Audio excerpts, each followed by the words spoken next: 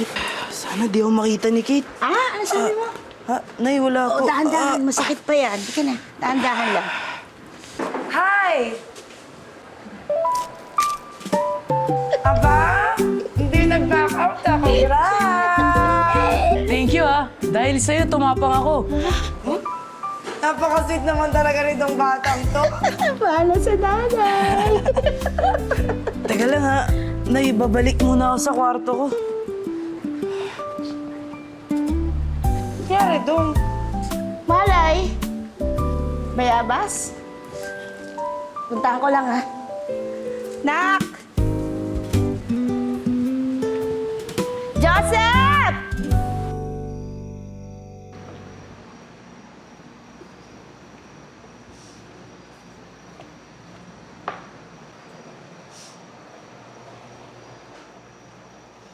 Okay ka lang ba?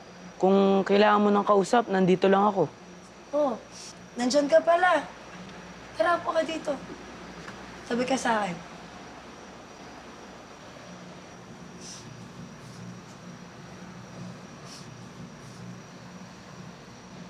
Nalala ko kasi bigla si Philip eh. Philip? Yung boyfriend ko. Kasi kahit pa paano namimiss ko pa rin siya kahit may mga kasalanan siya sa akin. Sus, yaan mo na yun. Alam mo, sa ganda mong yan, panigurado, makakahanap ka pa ng mas gwapo tsaka mas karapat-dapat na lalaki para sa'yo. Malay mo, nandyan lang yun. Hinihintay ka.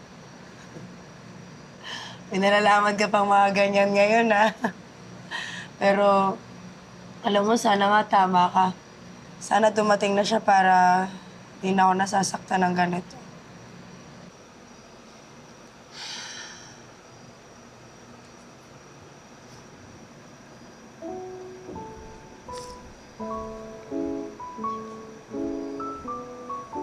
Ngayon na ang tamang panahon para maipagtapat ko sa'yo yung nararamdaman ko.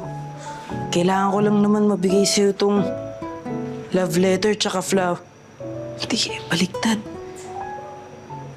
Ngayon na ang tamang panahon para maibigay ko sa'yo itong flowers tsaka love letter ko.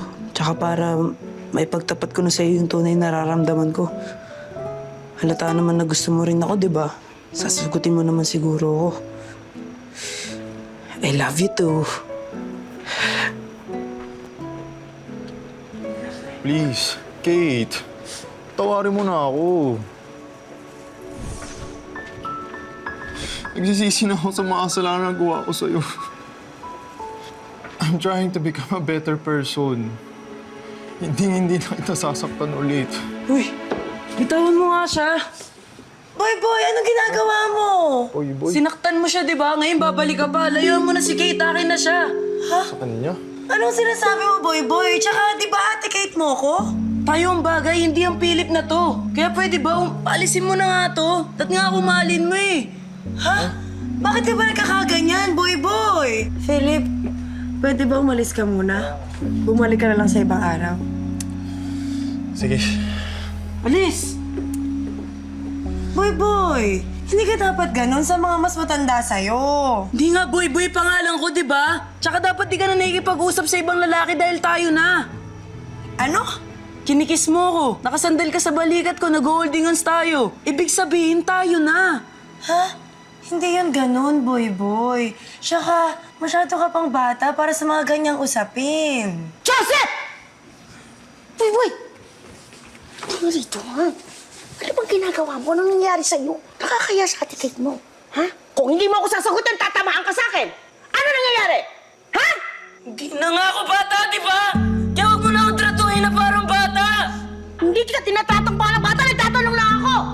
Boy! Joseph!